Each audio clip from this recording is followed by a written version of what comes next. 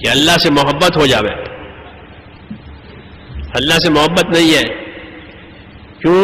کہ دنیا کی چیزوں کی محبت دل میں گھسی ہوئی ہے، خواہشوں کی محبت گھسی ہوئی ہے، اپنی منشاہی کی محبت گھسی ہوئی ہے. اس لیے اللہ سے محبت نہیں ہے. جب اللہ سے محبت نہیں ہوگی تو اللہ کی بات بھی نہیں مانے گا. بیوی بچوں سے محبت ہوتی ہے تو بیوی بچوں کی بات مانی جاتی ہے، ان کے تقاضے پورے کیے جاتے ہیں، ہاں ان کو راحت پہنچائی جاتی ہے، ان کو خوش کیا جاتا ہے بیوی بچوں کو. کیوں؟ ان سے محبت ہے، ان سے تعلق ہے. تو ایمان میں یہ دوستوں شامل ہے، خوف اللہ کا آوے، رحمت کی امید اللہ سے آوے، محبت اللہ تعالیٰ سے ہو. والذین آمنوا اشد حبا للہ، یہ ہے والذین آمنوا اشد حبا للہ، کہ جو ایمان والے ہیں وہ تو اللہ کی محبت میں بہت تیز ہیں. یہ کہا کہ جو ایمان والے ہیں کہ وہ تو اللہ کی محبت میں بہت تیز ہیں، ان کو سب سے زیادہ اپنے اللہ سے محبت ہے. کیونکہ اللہ سے جو محبت ہوگی وہ ٹوٹے گی نہیں. کیونکہ اللہ باقی رہنے والا ہے. باقی جتنی چیزیں ہیں کہ ان سے محبت کرو کہ وہ محبت ٹوٹ جائے گی. یا تو جسے محبت کی ہے وہ ختم ہو جائے گا، یا محبت کرنے والا ختم ہو جائے گا. کیونکہ دونوں مرنے والے ہیں. تو محبت مرنے والوں کے ساتھ قائم نہیں رہتی. ہاں عشق با مردہ نباست پائیدار، یہ کہا کہ عشق اور محبت مردوں کے ساتھ باقی نہیں رہتا. عشق رابا حی و با قیوم دار، کہ محبت کو وہ اللہ جو زندہ رہنے والا ہے، وہ اللہ جو قائم دائم ہے، اس کے ساتھ محبت کر، وہ باقی رہے گی.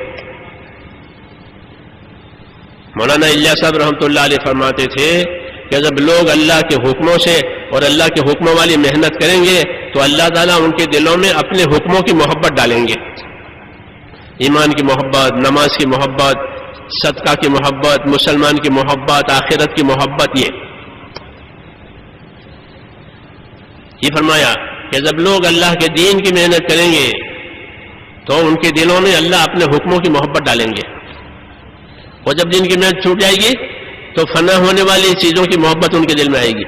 اسی کے لیے لڑیں گے، ہاں اسی کے لیے لڑائیاں ہوگی، اسی کے لیے ہیرے پھیرے ہوں گے، اور نتیجے میں کچھ بھی نہیں. چھوٹے بچوں کی طرح سے چھوٹے بچے کھیل کی چیزوں پر لڑتے ہیں، پھر جب بھوکے ہوتے ہیں تو گھر چلے جاتے ہیں. کیونکہ اس میں تو کھانا پینا تو کچھ ہے نہیں، کھیل کی چیزیں ہیں. ایسے ہی دنیا کھیل ہے. تو یہ فرمایا تھا کہ لوگ جب اللہ کے دین کی محنت کریں گے تو ان کے دلوں میں اللہ اپنے حکموں کی محبت ڈالیں گے. پھر حکم نہیں ٹوٹے گا، بلکہ حکم کو اچھی سے اچھی طریقے سے پورے کرے گا. کہ نماز اچھی سے اچھی پڑھیں گے. حضرت ابوبکر کی نماز مشہور تھی. حضرت ابوبکر کی نماز مشہور تھی کہ بالکل ایسی نماز پڑھتے تھے حضرت ابوبکر رضی اللہ عنہ جیسے حضور صلی اللہ علیہ وسلم پڑھتے تھے.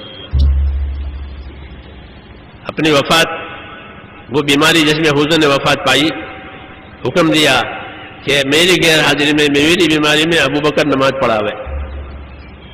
ان کو سونپی نماز، ان کو سونپی امت، کیا یہ امت کی امامت کرے. صحابہ سمجھ گئے تھے. تو یہ کیوں؟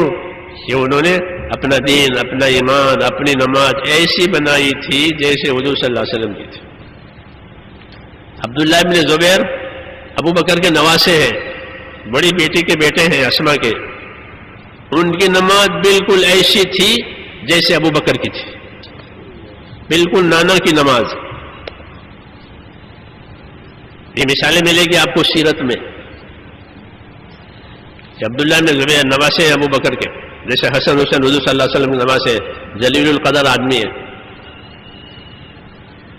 بہت جلیل القدر آدمی. عائشہ رضی اللہ تعالیٰ عنہ نے ان کو پرورش کی تھی، عبداللہ کی، ان کی خالہ ہیں، بڑے زبردست عالم بھی تھے. عائشہ کی پرورش میں بڑا علم ملا تھا ان کو. تو کہتے ہیں کہ ان کی نماز بالکل ایسی تھی جیسے ابو بکر کی، اور ابو بکر کی نماز بالکل ایسی تھی جیسے حضور صلی اللہ علیہ وسلم. یہ مثالیں ملے گی آپ کو اسی کہ دین بنانے کی، پھر دین سے محبت کی، کہ جن سے محبت ہوئی تو جیسے دنیا کی چیزوں سے محبت ہوتی ہے تو اپنی چیزوں کو اونچی سے اونچی کوالٹی کے بناتے، اونچی سے کوالٹی کے خرید کے لائیں گے گھر میں، کیونکہ ہماری ضرورت کی ہے، ہماری راحت کی ہے. یہ دین ہماری کامیابی کا ہے، کامیابی کے لیے ہے کہ پھر دین کی شکل اچھی سے اچھی بناؤ. وَأَحْسِنُوا إِنَّ اللَّهَ يُحِبُّ الْمُحْسِنِينَ، وَأَحْسِنُوا إِنَّ اللَّهَ يُحِبُّ الْمُحْسِنِينَ. حضرت تھانوی رحمۃ اللہ علیہ نے بیان القرآن میں اس کا ترجمہ کیا ہے کہ وَأَحْسِنُوا إِنَّ اللَّهَ يُحِبُّ الْمُحْسِنِينَ. اچھی طرح سے کام کرو، اللہ تعالیٰ اچھی طرح سے کام کرنے والوں سے محبت کرتے ہیں. یہ دعوت ہے، یہ دعوت ہے کہ وَأَحْسِنُوا إِنَّ اللَّهَ يُحِبُّ الْمُحْسِنِينَ. اچھی طرح سے کام کرو کہ اللہ تعالیٰ اچھی طرح سے کام کرنے والوں سے محبت کرتے ہیں. کتنی بڑی بات ہے، آسمانوں سے یہ بات ہم کو کہی گئی ہے کہ وَأَحْسِنُوا إِنَّ اللَّهَ يُحِبُّ الْمُحْسِنِينَ. اس لیے دین کا کام سر سے اترتا نہیں کرنا ہے، سر سے اترتا نہیں کرنا ہے. کیوں کہ جو عمل کرے گا وہ نتیجہ اس کے سامنے آئے گا. گھٹیا گیا دین کے عمل کو گھٹیا بنایا تو گھٹیا نتیجہ آئے گا، اور دین کے عمل کو بڑھیا بنایا ہے تو بڑھیا نتیجہ آئے گا. اعلیٰ درجے کا بیج بوتا ہے کھیتی اپنی زمین میں تو اعلیٰ درجے کی پیداوار ہوتی ہے، اور گھٹیا بیج ڈالا ہے تو گھٹیا پیداوار ہوگی. عربی میں مثل مشہور ہے کہ جد ولا تمنن فإن الفائدہ الیک عائدہ. یہ عربی میں کہتے ہیں کہ جد ولا تمنن فإن الفائدہ الیک عائدہ، کہ اچھی طرح کر، تو کسی پر احسان نہیں کر رہا ہے، تیرا کام کا فائدہ تیرے پاس ہی آئے گا. کس پر احسان کر رہا ہے؟ کوئی احسان نہیں، کسی پر احسان تو نہیں کر رہا ہے، اپنے لیے کر رہا ہے. اس لیے کہا کہ جد ولا تمنن فإن الفائدہ الیک عائدہ. اچھی طرح کر، کوئی احسان نہیں کر رہا ہے تو کسی پر، فائدہ تیرے ہی طرف آ رہا ہے.